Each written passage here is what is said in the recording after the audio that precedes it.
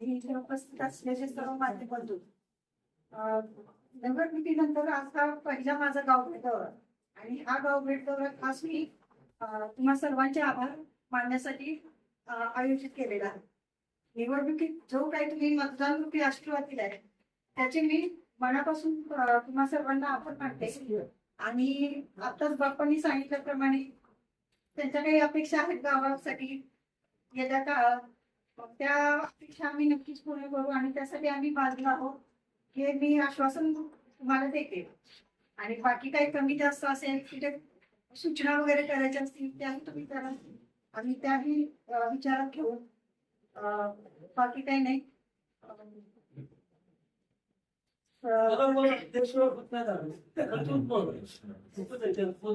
परीक्षा नाही आणि त्यांच्या पदासाठी रेस लावायला काम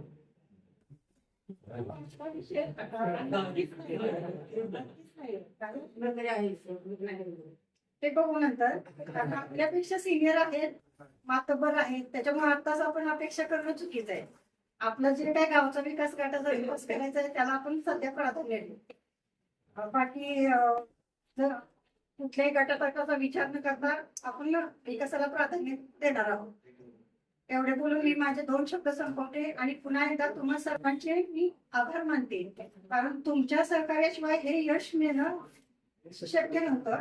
आणि खरंच तुम्ही केलेल्या योगदानामुळे आज हे आपल्याला प्रचंड मतदानावरती बहुमत मिळाले आणि कष्टाचं चीज झालं असं म्हणता येईल या निमित्ताने. धन्यवाद.